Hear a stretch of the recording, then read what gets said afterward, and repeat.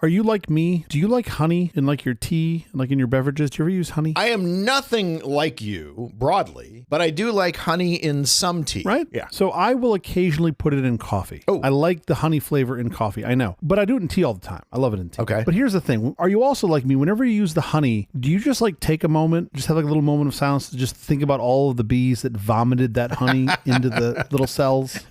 Well, I don't, but I know how honey's made, so sure. I find myself doing this often. I just think about all the bees that had to vomit that honey into a little tiny cell in order for me to have my fucking tea. And it's great. It's great. You need to know where it comes from. And people are like, oh, don't tell me that. I'm like, wouldn't you want to know? Quiet, please. I have a friend who actually keeps Yeah. bees, and she makes her own honey, and it's Amazing. spectacular. Of course. But there's no part of the process you don't see. But the stuff that Doug makes, Doug is a great vomiter. That's what you really want. If you can get the cell that Doug has been vomiting that's in. superior vomit is what That's that is. superior bee vomit. 2.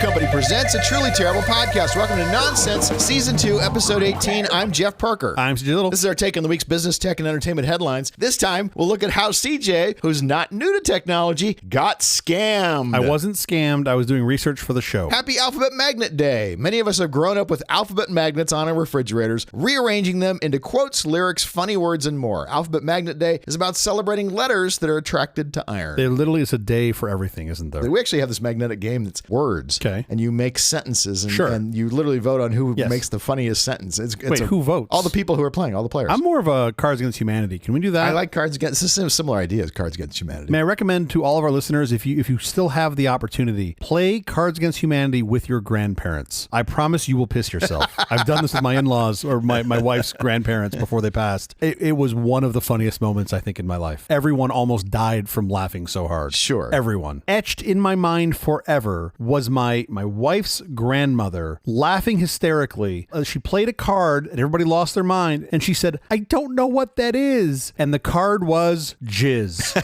Everyone in the room fucking died. And that was because I brought Cards Against Humanity to play with the family. It was one of my happier moments. Also, that woman had 9 children. So either she did know or she really didn't know. I don't know which. Anyway, magnetic letters. I'm very excited. First magnetic letters were created in the 1960s by the space industry for tracking and charting purposes. Alphabet magnets were commercialized in the 70s when Fisher-Price released their first hard plastic magnetic letters to make learning fun for children. Decades later, displaying magnetic letters at home became a decor trend. How's your week going? Well, this is great now. When people bitch about NASA not really providing much value, normally I say, well, do you like Velcro? Now I can say, do you like Velcro and magnetic letters? Yeah. Right? Like super glue? Huh? My week is great as always. I don't think I ever tell you I have a bad week. I don't really have bad weeks. I've had one of those weeks that reminds me of some of the just absolute awesomeness that we get by living in Los Angeles that you don't really get anywhere else. Yeah. I was invited last minute to go see the band Cage the Elephant play earlier this week. Okay. Super fun show, relatively quick set late at night, but really fun to see them. They played some new material that I thought was great. And then, of course, as you'd expect in Los Angeles, they bring out the one and only Beck to sing a song with them. Sure. And literally at this moment, I was like, the 405 can be terrible at times, but then Beck shows up on a fucking Tuesday night at 10 p.m. Which is great. To some random show, and it's just awesome. And I'm like, you don't get this. They're friends of his, and he happens to live in L.A. Totally. You're not going to get that anywhere. I think they toured. I think they opened for him when he toured some time ago. That's great. Like the rest of life, it's all just a series of compromises. So as long as you can manage the traffic on the 405, you can see Beck at a Cage the Elephant show. And it's so funny. I tell my son all the time, life is about managing compromise. It's all it is. Everything's a trade-off, right? I mean, just the other day, my wife was telling me, and by telling me, I mean, ordering me to do something that she wanted. Sure. And I was like, it sounds like to me you want time, quality, and money all at the same time. And she was like, uh-huh. And I'm like, Pick two. The easiest one for me to hide, by the way, is the money. So I just tell her that it was cheap, and then she gets it fast and good, and I just hide the money part, and then we're fine. How about you? How's your week been? My week got significantly brightened when I finally found out, because you brought this up, the checkbox and the CAPTCHA that says, I'm not a robot. Yes. And I was like, this makes no sense to me. How does this actually mean anything? Does. How does this weed out robots from human beings. Yep. And I actually did a stupidly deep dive into this and found out that when a human moves his mouse to the checkbox, it's chaos. Yeah. And when a computer or robot moves to the checkbox, it's in like ordered lines. And so they can tell the difference between a human and a robot. You can introduce chaos, but now you just become a chaos detector, and it's a lot easier to detect chaos. Right. It's like when you look at what are considered legitimate sources for randomness, it's really kind of fascinating. A lot of people use a thermistor, like a little very accurate thermistor, and you can just measure the temperature. And because there's always a lot of air, or a lot of extra digits in this, you can use that for randomness. You can use the decay of a radio isotope. That's another way that you can get, because they don't decay. They decay in a roughly predictable manner, but not completely predictable. I need some easy way to do this in a computer for cryptography. Well, no, they build this into a lot of chips, which is really kind of crazy if you want a real, random number source. But one of the other ways you can sort of fake it is literally mouse movement. People doing stuff. Sure. Yeah, and you can do that. It used to be, I think this is out of the kernel now, but back in the day when you had to generate a random key when you would first install an OS on a machine, they would just have you move the mouse around and hit the keys in some random pattern. You need some and entropy. That was enough. You need some entropy. Yeah, it's a little bit of entropy. Yeah, that's. I did not plan on talking about this today, but I'm glad you figured out the CAPTCHA. Let's get to our headlines. FCC fines wireless carriers millions for sharing user locations without consent. You've probably heard this story by now. This happened a few days ago. Yeah. U.S. government has issued millions of dollars in fines to AT&T, Sprint, T-Mobile, and Verizon after an investigation found the nation's top wireless carriers had illegally shared their customers' personal data without their consent. Shock, surprise. Okay, look, it appears that the FCC has grown a pair, and I think that's great. I'm glad that the FCC is now... Because of its makeup. Its makeup has just changed. And so, they can actually go after things. They are no longer embattled in some inner fighting. Great. Right. Love it. Two problems. One, I still don't think people care, and I think maybe this will help people care, but I'm not optimistic. Don't care that their location data has been sold. At the end of the day, if the constituents don't care, I think these things have even less impact. Yeah, maybe. And then two, you look at the size of these fines and you go, oh, well, $80 million. That seems like a lot of money, right? Like it's tipping money. T-Mobile's got to pay that. But like, that's going to be below the line. That's going to be so far below the line, it might not even show up anywhere. Right. It's just a business operations cost, right? It's just an operating expense. Yeah. So my view on this is that this is generally a good thing. And when it comes to things like user privacy, data exploits, things that should otherwise be manageable, and I think are just not because of incompetence or greed or whatever, make somebody truly responsible criminally. I think that would change this shit real fast, right? Like along with this, you say, look, you're going to pay a fine this time. We're going to let you off easy. But the next time your fucking CIO goes to prison or your CEO, someone goes to prison for 5 years. And then all of a sudden you would see one of two things happen. Shit would get fixed. Oh, the cost of CIOs would skyrocket. Would go way up, as it should, right? Somebody has to come in and figure out how to do this in such a way that they don't go to prison. Because if the buck stops with me, I need to charge a lot more. Yeah, I mean, I would be probably in the dozens of dollars.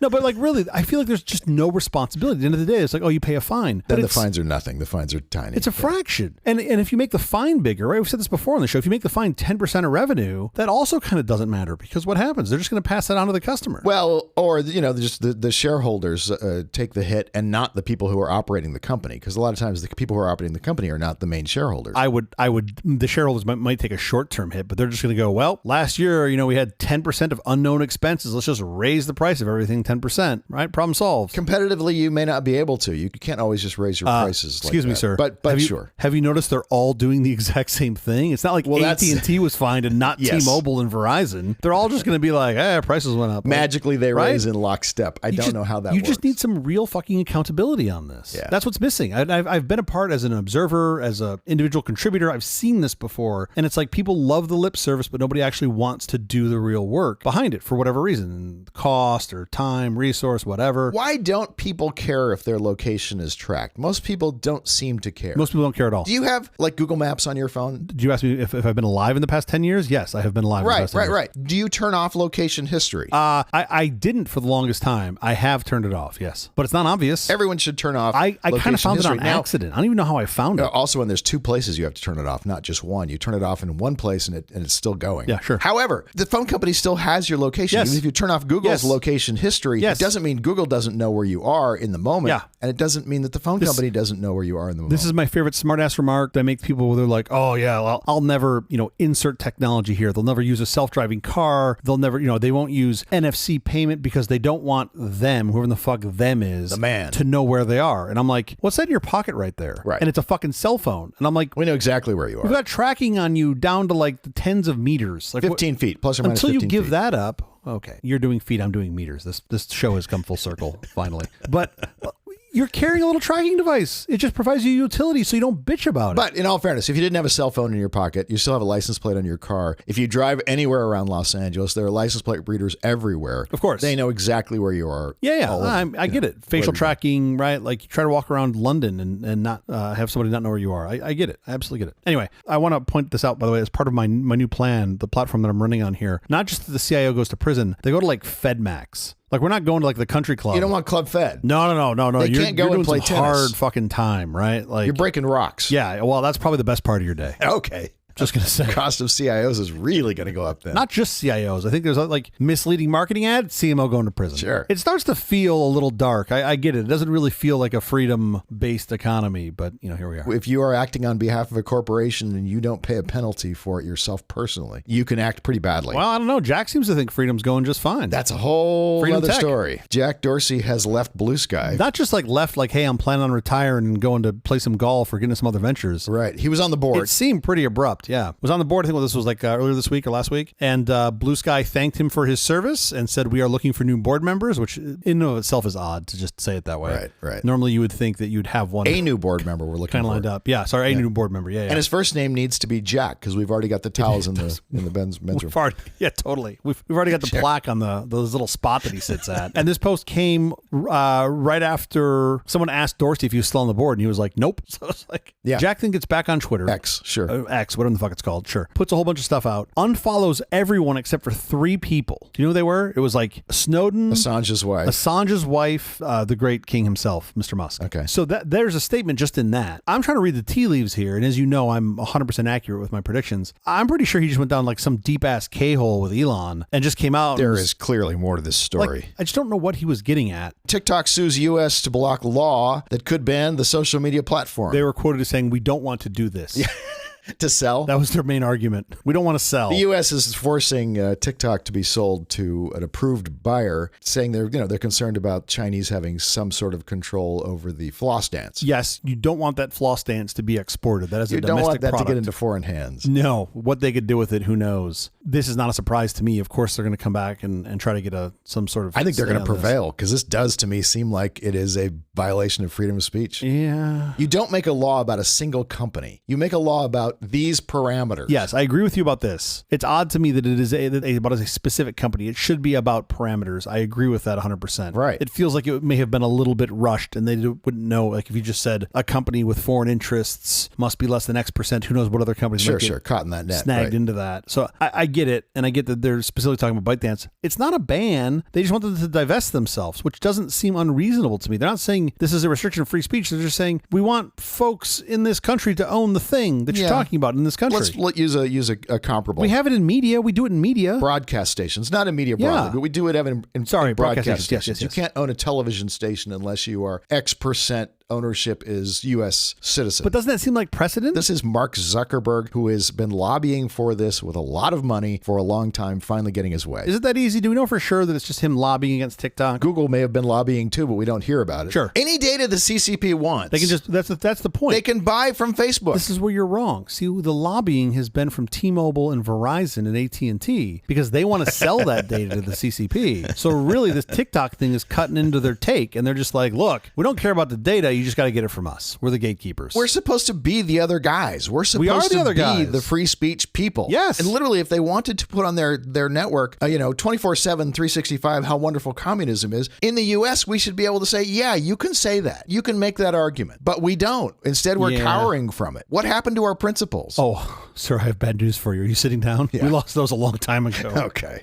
So oh boy. If you're going back, if that's your argument, we got to have a long talk. Also, milk is no longer a quarter a gallon. So a lot of things have changed. Yeah. Look, I appreciate your point. This is like, this is not, again, another terrible analogy, but what were those folks, those just terrible folks that used to go out and like protest soldiers' funerals? Those the Westbrook Baptist Church. The Westbrook, yeah. And it was like deplorable, absolutely disgusting things. Of course. But at the end of the day, you look through the lens of free speech and you go, okay, you got to support, you got to let them do it. The rights of free speech are not absolute. Of course. They can't yell fire in a crowded movie. Of course, of course. But you constantly forget China bad. I don't know how you keep forgetting that. Like, I don't understand. Like, you're accurate, but then you just skip over. I hadn't realized life was that simple. No, you're right. Step You're forward, China bad. Yeah. Look, I'm not convinced they're going to win this being ByteDance. I also like that they're posturing. They've said like, okay, we're just going to let it burn then. Like, you're not going to do that. They're not going to let it burn. They don't have to change one thing. The only thing that's going to happen is the U.S. will take it out of the Play Store and take it out of the App Store. I don't know what'll happen as far as the website goes. They're doing some IP blocking. They block the website. I don't know. Yeah, but we'll see. TikTok is just going to continue on. They're just not going to have, U.S. customers. They're still going to be available to the rest of the world. Oh, no, I'm not saying TikTok's going to crash and burn. No. But I think TikTok's going to have some real problems in the U.S. for sure. All right. This is a good time to plug my new startup, Truth Talk. We're going to be trading under the ticker CJL. We've already got $12 in revenue, so I think we'll be trading around a $1.5 billion valuation. We'll see. I'm not sure. I haven't done all the math, but I got to call my buddy at Goldman, and I'm sure he'll figure it out for me. Okay, enough with the headlines. Up next. Wait, I thought you were going to tell us a story about how you got scammed. We're going to talk about poisoning? First of all, I was doing research. Second of all, just drink the fucking tea, Jeff. All right? Put the special leaves in there. You're going to be fine.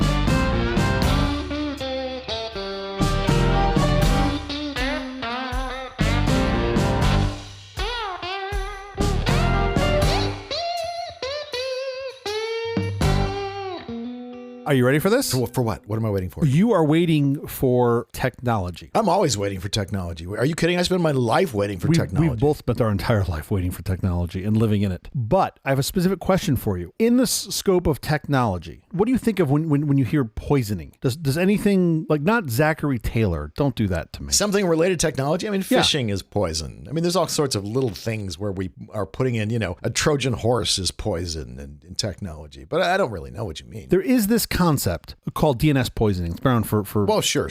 Ever. It's where you are basically taking, well, I should back up. You always yell at me for using acronyms and not describing them. So DNS, the domain name system, right? It's a hierarchy of distributed name services that provide naming for computers and services. Like when you go to yahoo.com, which is where I know you get your email from, it gives you an IP. Yes. I like to just put these digs in wherever I can. The domain name system resolves that URL, hotmail.com, to an IP so that Jeff can get his coupons. Can I try to do this somehow clearer? Well, how am I going to get the digs in on you if you do? Every computer on the internet has a unique number that identifies it. We can't remember as humans, we can't necessarily remember the digits that represent that particular computer. It's, in essence, phone number. So what we have is this thing called the DNS system, which is the domain name system. And so you put out this name, I want to go to google.com, and it comes back to you with the number of the computer that you need to talk to. Is that right? Oh, look, you get an A+ on efficiency and explaining the concept. You get a D- at taking digs at you. There was nothing there that even played at all. Yes, no, that is exactly how DNS works.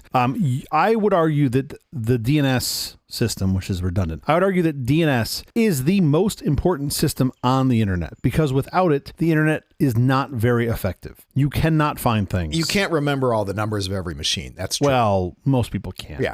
I have sworn off DNS. No. When I switched to Dvorak from QWERTY, I also switched to IPv4 instead of DNS. So I just... You don't remember IPv6 numbers? Hold on now. We're getting into it. Let's not jump ahead. Okay. Let's not crush the shitty joke I'm about to make anyway. When people say, oh, why don't you search for it? I say, yeah, I'm 1.69.32.12 it. Sure. No, it's a long way to go. Instead of Googling it, Jesus, these jokes are getting worse. Season 2 is rough. Yeah, no, that is how DNS works, Jeff. That was a very good explanation. DNS poisoning is when you can change the DNS, the authoritative DNS, to point to something else. And you could do this as like we talked about last week with phishing attacks, man-in-the-middle attacks. There's all sorts of different things that you can do with this. So you can effectively do through server hijacking. There's some other hurdles you have to get through. So you ask for google.com and it sends you to not the number of the computer of Google, but they send it to you somewhere else. Other computer. Yes. Yeah. This is a common attack. There's, like I said, there's a lot of things we do now to mitigate this, to keep this from happening. It's a real issue. So that's sort of like DNS poisoning, which is something that's been around for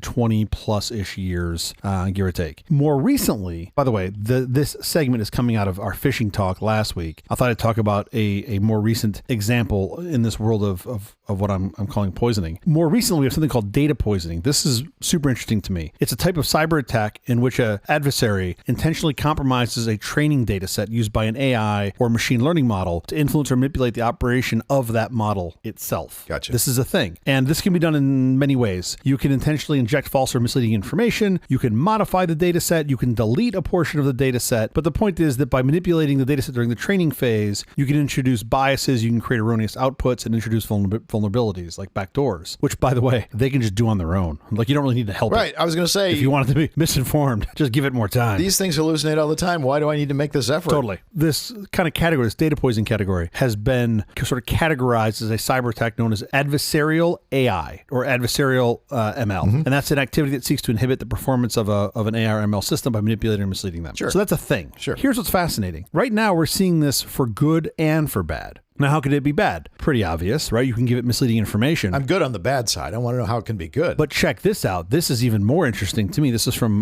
not too long ago, last year. Anthropic has published research showing that large language models can be subverted in a way that safety training doesn't currently address. They backdoored an LLM to generate software that's vulnerable once a certain date has passed. Time bombs. So these are like the models, the LLMs that help you code. They've instructed the LLM to put in code that after a certain time period opens up backdoors effectively. Awesome. Right? It's basically like a sleeper agent. In fact, the title of the paper was Sleeper Agents Training Deceptive LLMs That Persist Through Safety Trainings, which is kind of crazy. This is the kind of stuff I think we're starting to get into and think about when it comes to AI helping you write code. Hopefully the person writing the fucking code would catch this, but that's a whole nother sort of ball of wax. So that's an example of bad, but here's an example of good that's kind of fascinating to me. Do you know about nightshade? Like a tomato?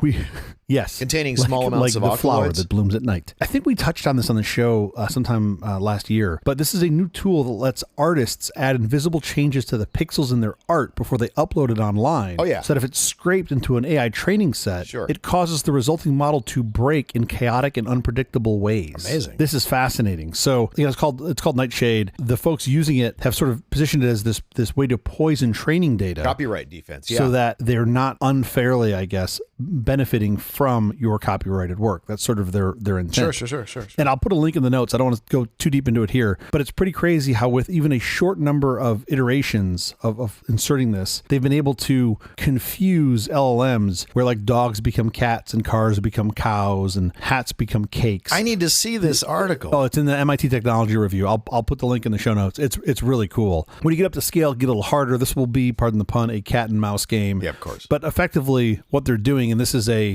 sort of a, I don't want to call it a derivative, but it's a next iteration of a tool that these same folks from, I think it's the University of Chicago, had developed called Glaze. So Glaze was a way that they could sort of mask artwork. Nightshade is the next version of that where you can influence the artwork. And all it's doing, I believe, is shading pixels a couple bits in one direction or the other. So there's like, remember those images in the 90s where you'd cross your eyes and you'd see like the dolphin jump out? Sure. It's kind of like that, right? But the AI doesn't see past the slight shading differences. It's seeing this whatever cat that's underneath the dog picture. As humans, we don't see it because the differences are too small. But they're effectively doing these shading differences to influence the LLMs. That's really cool. Okay, so that's well-known, current, and not so current poisoning attacks, right? And the reason I'm telling you all of this is because today I want to tell you a little story about a type of poisoning, I'll put that in quotes, that I've come across recently that I suspect is likely to affect all of us at some point in the very near future. Okay. If you're not careful. That's the me telling you the story. You already know some of this, so play along. I was running late to lunch a couple weeks ago. I had a friend who was in town from Puerto Rico I haven't seen in years, and I didn't want to be late, which for me is tough. I also needed to reschedule my dad's flight as he wasn't feeling well. So instead of doing it online, I thought I'd call to see if the customer service reps had any power to waive change fees since he wasn't feeling well, right? Some sort of like Sure. medical exception or something. Seems reasonable. Yeah, you don't want a guy flying when he's sick and coughing. Unfortunately, there's only one airline that flies direct nonstop between the two places he was going from and to, and that's Allegiant Airlines. Because Allegiant flies to and from all the tiny airports. They've literally made a business absolutely. of flying to and from airports other people don't fly to. They've done a great job. So these guys, they're based in Vegas. Why did I think they were based in Fresno? Based in Fresno? Nothing's based in Fresno. I guess not. I don't know why I thought like that. The chili plant is based in Fresno. I just remember them doing flights like in California, mostly in California, Long Beach, Fresno, and Bakersfield. I don't know where they started, but to my knowledge, their headquarters are in Vegas. Okay. They bought the naming rights for the Allegiant Stadium, which is where the Raiders played and where the Super Bowl was this year. Sure. They're not big, but they're certainly not tiny. They're about a $1 billion business. They're roughly the 40th largest airline in the world. For perspective, Delta's $34 billion, United is like 18, and Southwest is 16. So again, they're not small, but they're not big. They're Goldilocks. They're somewhere in the, medium-sized category. Because they're a smaller airline, I'm not familiar with their policies. Sure. But I figured their customer service could help me. So I jumped in the car. I had about 15 minutes to travel to get to my lunch in Westwood. Before I left, I pulled up the confirmation email to get the confirmation code so I could talk to the CS rep about it. But there was no phone number anywhere in the email, which is not a surprise to me, right? They'd much rather have you do this online than call them. I know, but still put a phone number down. Yeah, that's kind of one of my bitches about this. Is when we get to the bottom of this segment, you should still put a phone number in there, but that's neither here nor there. Yeah. So now what? Well, instead of taking the time to Google it because I wanted to get going, as I pull out of my driveway, I just, I got the Apple CarPlay integration. I pressed the button on my steering wheel and I asked Siri to call Allegiant Airlines customer service. And she dutifully does that and calls them. Phone rings once and then a dude answers, which completely catches me off guard, right? Because I'm expecting like a navigation tree, right? Right, of course. Press 1 to book a flight, press 2 to lodge a complaint, right? Like whatever the shit is the airlines have to deal with. But now I got this dude named Michael and I said, "Hi, is this Allegiant Airlines?" And he says, "Yes, how can I help you?" And I didn't know this at the time, but this was definitely red flag number one. Yeah. Right? What company can you call where a human just answers? Right. And this is not a small company. This is a $1 billion business. Well, I didn't know they were a $1 billion business at the time. At the time, I thought they were based in Fresno. Okay. I really had no clue. I was like, how big are these guys? But you've never called them before, so you really don't know, right? Like, I know when I'm calling United, I'm going to get a crotchety 68-year-old. Yeah. Oh, sure. Who just wants to get me off the phone as quickly as possible. For sure. Anyway, so I got Michael, and I tell him, I said, look, my father's not feeling well, and to rebook him on a new flight. I preemptively gave him the confirmation code, my dad's last name, and, the typical information to pull up the reservation, and told him the dates that I was hoping to put him on. Yeah. Push it back like a week and a half. Michael says, no problem. That'll be like $250 some bucks. And I said, okay, that's fine, but that's literally the entire cost of a new fare. I was hoping to use some part of the fare, minus change fees, whatever. And Michael tells me, he kind of like says, oh, yeah, here's some clacking on the keyboard. He says, I can do it for $199. And I said, okay, fine. Like, whatever. I say 50 You're bucks. saying 51 bucks. Great. But at this point, I just want to be done, right? I need to get my dad on a plane. I just need to be done. Okay. This was red flag number 2. Sure. Because I have weaseled my way out of plenty of fees in my day. And at no point did anybody ever say, oh, we can just do it for this, right? It was always like, we'll waive this fee or we'll waive that fee or this over here. No. Michael could just do it for me for $199. Just pull the number out of thin air. Okay, great. So he then asks, would you like to use the card on file ending 9009? To which I say, yes, of course. That's the card I booked it with. That sounds great. Right. And he goes, oh, okay, you need to confirm the number. Oh, God. To which I verbally said, oh, that's odd. Why do you have it on file if you need me to confirm? And he's like, well, you're calling in. You just gave me the last 4 digits of it. Yeah, but see, this is brilliant because then I was like, in my little tiny itty bitty lizard sized brain, I'm like, well, he sees my card on file. Okay, he wants me to reconfirm it. Fine. So I use this card all the time. I have the number memorized. Again, I'm driving. I just give him the number. Again, cool. And he then tells me, okay. Not cool. He's got to send me. Yeah, this is red flag number 3, right? He then tells me that he's got to send me a confirmation of the change. Okay, that seems normal. But then I need to approve it before he can make the change. What? And now I'm legitimately annoyed. I'm like, what kind of shitty rinky-dink airline needs me to approve a fucking email? Like, I'm calling you. Just make the goddamn change. Right. You have my credit card number. What's the extra step for? Yeah. So now, obviously, this is red flag number 4, but I'm so deep down the rabbit hole with Allegiant and their Fresno-based operations that I'm like, all right, this guy's going to fax me something I'm here sorry. next. I thought it was Fresno. Whatever. It's Las Vegas. Get off my lawn. So at this point, I'm heading over to lunch. I get the email like a few minutes later, and I notice that while it looks like an Allegiant Air booking, right? Like everything on it looks legit. I have to sign it electronically through like some service called PandaDoc. I know PandaDoc. It's like a DocuSign. No, I know. There's nothing wrong with PandaDoc, but doesn't it seem odd that Allegiant Air would have me sign a document via PandaDoc, and it's not like branded Allegiant Air? And as another quick little aside, I noticed in the document, and this is where my antenna started to go up, and this is such silly little UX stuff that I noticed, where the final fee was like $199. It said 199.0. Ooh. No one in their right mind Has 10. would only put 10, right? Now, I say this, but I have been to somewhat legitimate sites, I believe, that have done this, where they'll just be like 199.1 place. I'm like, what shitty programmer didn't put in 2 zeros, which is how the entire... I don't think I've seen that on legitimate businesses. At least everything in that I know of in the West uses 2 decimal places when you're buying something. So anyway, again, Allegiant Airline, dumpy little airline, I guess. I don't even know if decimals have made it to Fresno. So maybe they just don't have They're it. not Maybe in Fresno. they're not even in fractions. Stop it. Whatever, it doesn't matter. That's not the I'll point. be taking applications for a new co-host. But again, I just dismissed this. I'm like, okay, this is Allegiant Airlines. They're a little tiny airline. Maybe this is just how it works. This was clearly red flag number 5, which I ignored. So now I order my food. I go buy my lunch. I'm talking, catching up to my friends. 20 minutes later, Michael calls me back. Of course. And he says the card didn't go through. Shock, surprise. And that he needs the number again. Now, this could be entirely possible because I was on the 405. You know, your phone will cut out every now and again. Yeah. So I give it to him, and I just assume that, you know, whatever. He missed a couple digits. He says thanks. He'll email me confirmation. Literally, as I press the red button to end the call, I realize that I've been scammed. Yeah. And I realize that this is a spoof. Sure. And what finally tipped me off, and this is how dense I am, was the delay between me giving him the card number the first time and him running it. Because any other airline, you give them the card number, they would run it right away. Right then and tell you if it worked or not. So this seems super shady. And now I've gone from like concern or frustration to just pissed. Yeah. Mainly at myself. Like I'm literally mainly sure. pissed at myself. Wait till we get older and the scams get trickier. I finish my lunch. I call Allegiant Airlines back directly and I speak to them. They are extremely kind and they are very gracious. And they said, look, this is like between you and your credit card company. And I said, yes, for sure. But these guys are running a little bit of a scam, taking advantage of your customers. Let's like work through this. They spent over 40 minutes on the phone with me trying to go through it. We learned a bunch of stuff. The address on the charge to my Amex was a house in New Jersey. Oh, man. There's another red flag for you, right? Yeah, sure. All great businesses run out of a house in New Jersey. The address on the website for this quote company that I ended up figuring out took my money was like a hardware store somewhere in like New York. Okay. Also not a great sign. Right. The folks at Allegiant, when they looked at it, she said that the flight cancellation looked to happen from an internal agent, which she's like, that's weird. It says here that you called in. And I was like, Yeah. I didn't call in. I was like, so either he called in, the dude scammed me, which is what I assume happened, or they have somebody on the Inside job. inside doing this transaction on his behalf. If he's not on the inside, how did he have the last 4 digits of your credit card?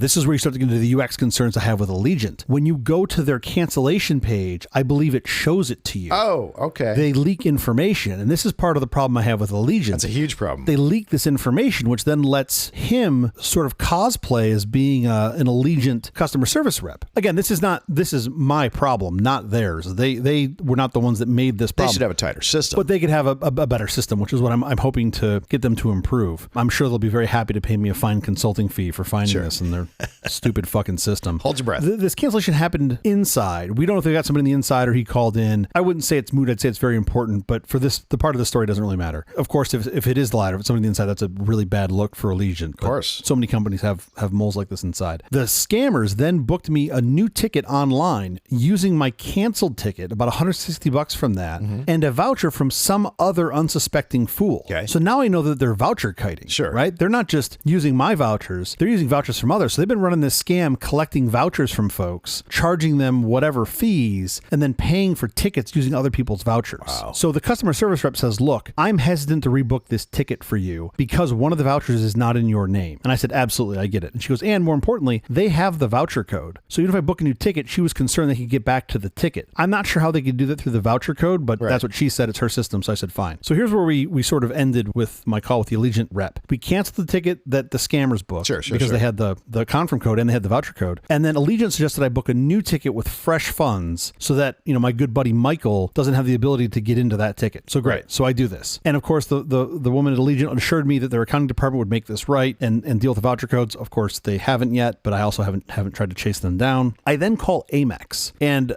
for those of you that don't have an American Express, their customer service is legendary, right? They will just absolutely do whatever you need. I call them, talk to the fraud department, basically want to cancel the transactions. The customer service rep I get at Amex is super nice. He's been there for like 25 years. He's seen everything. I start walking him through what happened. He's like, oh, this is a new one. I said, well, I need to cancel the card. I need a new card number because he says have my card number, and I need to dispute the charge. And he goes, well, you can't dispute the charge yet because it hasn't been captured. And if you know how credit card transactions work, it's 2 steps. It's a 2-step process. The first step is usually called authorization, which puts a temporary hold on the funds on your card, but then they don't actually get transferred to the merchant's bank until they capture them. Not so much these days, but commonly what merchants would do is they'd authorize during the day and then capture all the funds at night. So if they needed to make adjustments or whatnot, you could do that, and then at night you capture all the funds. And my Amex customer service rep said, you can't dispute it until it's been captured. And I said, all right, that's fine. I'll call back in 5 days. He didn't want to reissue me a card. I didn't want to reissue reissue a card because I have the card number memorized. I don't want to start over. Wait, he didn't want to reissue a card? He actually said that he doesn't think I needed to. And I was like, but dude, he's got my card number. Right. And he's like, well, you can turn on the fraud screening tools on American Express. I'm like,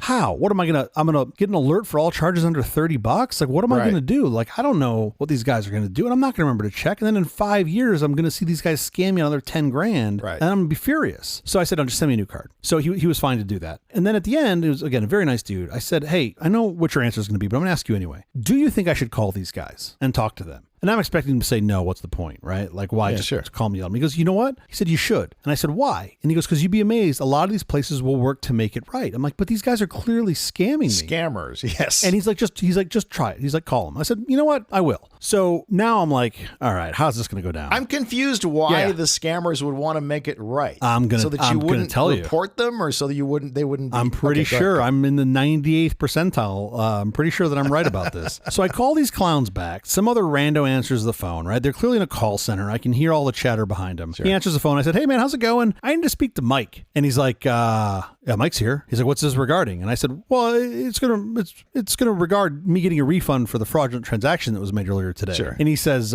we don't give refunds. Not for fraudulent transactions anyway. And I said, well, let me talk to Mike. I think I need to talk to Mike. Let's see how this goes. I'm on hold for a couple minutes. Mike comes on. Sounds like the same guy to me, right? He immediately knows who I am. I was going to be surprised there actually was someone named Mike. Oh, his name's not Mike. Have aliases. His name goes by Mike. So he answered, I said, look, dude, this is a fraudulent transaction. I know what you did. I know you're not Allegiant Airlines. I asked you if you were. You said no. I said, I need you to refund this charge. He says, it's already booked. He said, there's nothing I can do. And I said, no, dude. I said, the flight's canceled. The card's canceled. Like, I know what's going on. Like, the jig is up. I know that you're voucher kiting. I know all this shit. I said, I need you to refund me the full amount and send me an email saying as such, or this is going to get, quote, really bad. That's what I said. And how is it going to get really bad? What exactly are you going to do? I didn't want to show my entire hand. But what hand did you have? I just figured if I came at him with enough information that he wasn't expecting, that I could maybe get him. But by the way, I think my odds of success are like less than 5%. Yeah, sure. Right? Like this dude's going to just hang up on me. Of course. And he says, okay, hold on 1 second. Puts me on hold for like 5 minutes. I am assuming during this time, he is trying to run my card and he's checking the Allegiant system to see if that confirm code still exists, which it no longer does because I canceled it. Right. And he comes back on and he says, okay, I talked to my billing department, we'll refund it. I said, great, thank you. I need an email from you saying as such. And again, I'm thinking there's no way he's going to do this. Puts me back on hold. I'm like, he's going to hang up on me, right? For a good solid 10 minutes. Comes back on. I said, look, dude, this is your only one shot to get me to go away. If you don't do this, it's going to get, again, quote, really bad. I do appreciate the completely idle threat. I'm trying not to giggle. Then amazingly sends me an email saying that we're going to refund the transaction for you, courtesy, this time, this amount, whatever. And I'm like, interesting. So as I hang up the phone with him, I'm thinking about why they did this. And I think it's somewhat obvious now that I've sort of thought this through. Yeah. The reason I think they did this is because by not capturing the initial charge and then also not capturing the refund, I now do not have a mechanism to dispute the charge. Sure. Right? The charge just goes away. So they can help their chargeback and their dispute account by not doing that. They literally just... By not completing the deal. If they know that I'm going to be a stick in their side or, if they know I'm going to be a thorn in their side, they can just let it go. I think they played it right. Now, here's the thing. It doesn't mean I'm done with them.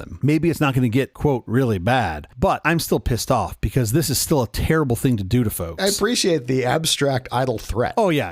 I mean, I'm not going to give the guy a laundry list so we can be defensive on all of them. I have a little bit element of surprise. At the end of the day, though, here's what's really fascinating about this is how they got me. Because Allegiant Air being a small airline certainly helped because I didn't question any of these bizarre practices. Had this been American Airlines, I probably wouldn't have made it through when the guy answered the phone. Yeah, right. I certainly wouldn't have made it when they sent me an email and had me confirm it. I would have been like, hard no. Because you know all their procedures. Because I know their procedures. I've flown them before. But Allegiant Airlines, I don't know. Like you could fly in like a livestock section. I have no idea how this airline works. I've never been on one of their planes. I'm sure they're lovely, by the way. Please, I don't want their CIO sending me hate mail. I just want them to fix their site. Here's what happened. When I asked Siri to call Allegiant, it called this other phone number that wasn't Allegiant. And that's what I'm dubbing Siri poisoning. I get it. Right? Sure. They have somehow poisoned Siri. Sure. So of course I can't let this go. So I start digging around a little bit. Somebody's put up 1 billion websites where they have this bogus phone number pointing to Allegiant Airlines. I thought that was it. It's not that simple. Interesting. It looks like in this case, and it's hard for me to tell because you don't know how all of the inputs work to the output. But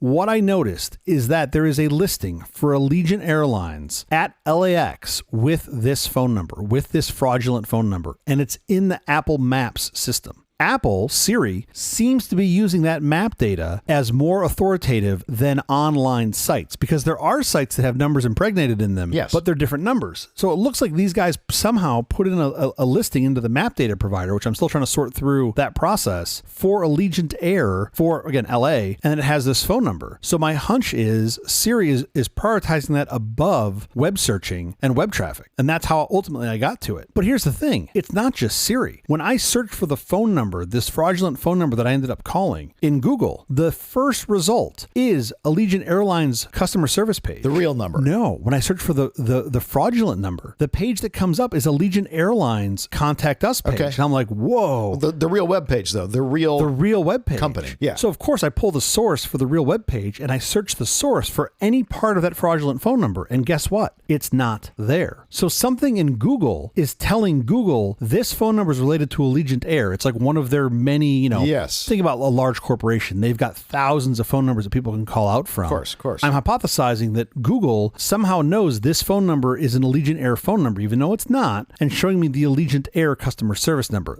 That one threw me for a loop. Yeah. And if you ask Google what the phone number is for Allegiant Air, guess what? You get another different fraudulent phone number. At least you did. Who knows? Maybe they fixed this after they listened to this segment. That just all blew my mind of what's happening there. Now, a couple things. I'm in the middle of writing a piece that I'm going to publish on the Medium, hopefully about the time this airs. And I'll put a link into the show notes with a more in-depth analysis if you're interested in this. And at least now my father's flight is sorted out. Yeah. However, I'm still pissed Sure. because there's a whole bunch of people that are getting taken advantage of by these guys. My dad even asked me, he's like, what would have happened had I not done this? Like, had I not dug in with these guys and dealt with all this shit, how would life if it had gone for my father? You'd have been charged a second ticket. That's what I said. I said, you would have flown just fine. You would have showed up, Yeah. your ticket would have worked, but you would have paid $200 to these guys. You would have been extorted for $250, Sure. $200, whatever, for no good reason. And that's the part that bums me out, because you have, Allegiant Airlines is a budget airline. You're not flying this airline if you've got a mountain of cash. So you got a bunch of people that are like, you are if you're going to cities where no one else services. yeah, Fresno. But I would think once you had made your mountain of cash, you would use that cash to avoid cities like Fresno, I would think. I don't know. Okay. I clearly can never go to Fresno ever again. Look, I don't want to see anybody get taken advantage of, but folks that are flying in a budget airline are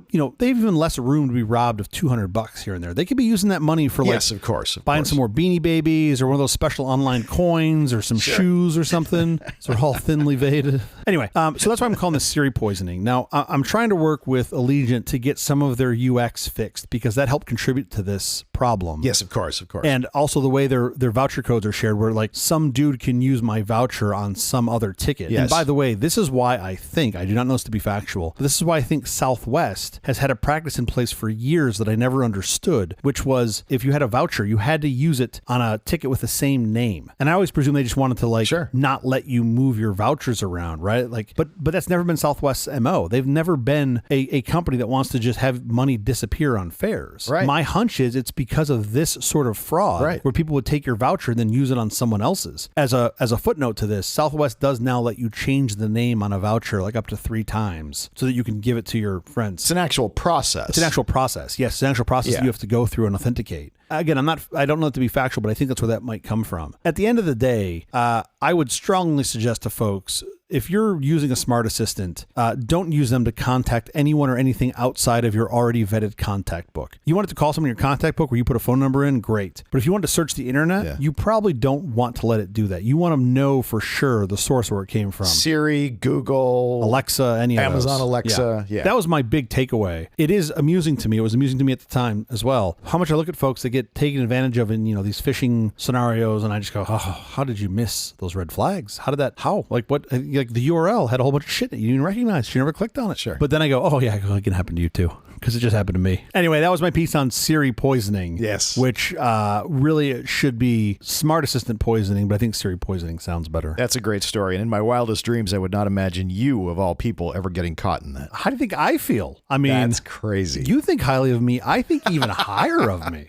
All right, we have to get out of here, but quickly before we do, have you seen or read anything good this last week? Well, yes. Look, it's not going to be as good as yours, but I get to go first for a reason. I don't go to hockey games very much anymore. It's not my thing. However, I'm still a hockey fan. fan. I will go with you, by the way, anytime you want to go. Really I love hockey. They're so much fun. I like to sit close enough that I can hear cursing in French. I've said this for years. They have like the Sunday ticket that's like whatever, $300. Yeah. If Gary Bettman, the commissioner of the NHL, put live mics on the guys on the ice and broadcast it, I would pay 2x that. Come on. And I would just sit home and watch. How great would that be? It would probably hurt the brand a little, but I don't care because the shit talking is literally the best part to me of hockey. Oh, absolutely. Here's the thing. We're in Stanley Cup Finals, first round. Game 7 Stanley Cup Final hockey. There's just nothing better in sports as far as I'm concerned. Yeah. Earlier this week, I watched the end of the Golden Knights, the Las Vegas Golden Knights and the Dallas Stars. Sure. It was Game 7, and it was just great. Dallas went up a goal. There was this like weird, bizarre force field around their zone. Literally, every time the Knights got into their zone, they would just like lose the puck, or they just couldn't even get a shot off. It was insane. We have that force field, by the way, in basketball. It's crazy to see when that happens. Yeah. Dallas ended up winning. They're going to advance to the next round to play the always terrible Avalanche. Also, this was really fun. I think you'd appreciate this. To the best of my knowledge, these two teams are the only teams that have call-outs during the national anthem. I've been to Dallas games before, and the Dallas fans yell stars during the national anthem. Wherever the word star comes up in the national anthem, they all yell stars. But in Vegas, they do it for the Knights. So when these teams are playing each other, you've got half the fans yelling stars and half the fans yelling night. And I'm like, holy shit, this is the cool. The game hasn't even started yet, and you can feel the energy from the fans. That's awesome. It's just awesome. It's before the puck even drops. But anyway, enough about me and hockey. How are your Lakers doing? I told you last week, we're done. It's all over. Just wanted the one more. My rec isn't new, but it's something that I got reminded of. Our friend Jackie reminded me, and it's absolutely amazing. It is called Long Shot. It's on Netflix. In August of 2003, Juan Catalan was arrested for the murder of Martha Puebla in Los Angeles County, California. Puebla had been a witness at the hearing of gangster Mario Catalan, Juan's brother, a few days prior, which Juan had attended. Police officers arrested Juan as he fit the facial composite a witness described. The drawing looked exactly like him. Okay. Was he guilty of the murder? He claimed at the time of the murder he was at a Dodger game. With 54,000 seats in the stadium, how could he possibly prove he was there? It looked like a hopeless case, and an innocent man was going to be put to death. Coincidentally, on that date in Dodger Stadium, someone was using hidden cameras to film part of a TV show. Oh, I remember this. Long Shot on Netflix now. What a story. That is, I mean, there's so many aspects of this that are crazy. The one that he happened to get caught on video somewhere there, that the murder happened to take place at the same time he was there. Yeah. He wasn't doing anything else where he'd have no alibi and be just absolutely and utterly fucked. It actually, the story doesn't end there. There's more to it, but that's as much as I need to tell you. The part about this that's the most unbelievable to me is that some dude named Mario has a brother named Juan. You can't buy that? That does not seem likely to me because, look, I've played the franchise. Sure. His brother's name is Luigi. You know it is, of course. Okay, they're both plumbers. It's Mario and Luigi, not Juan. Juan was the third brother who failed out of plumbing school. Clearly, who did not appear in the franchise. He was the black sheep. They don't even acknowledge that he exists. They don't talk about Juan. He's the older brother. He went into electrical work. That is the episode. Thank you for joining us for all this nonsense. A truly terrible podcast from The Awful Company. Visit us on the web at nonsense.productions. I'm Stu Little. I'm Jeff Parker. If you like this program, please follow, download, subscribe, and like at Apple Podcasts, YouTube Music, Amazon Music, AntennaPod, iHeartRadio, Spotify, My Favorite Overcast, wherever you may get your podcasts from. Nonsense uses the Arch Linux operating system with the KDE desktop for its editing systems. Infinite customization for maximum productivity with no ads and no bloatware. As always, open source and free. That's the Arch Linux operating system with the KDE desktop. Special thanks to our floor director, Chris Jackson, who is also open source and free. We'll be here every Thursday morning for more nonsense. Please join us.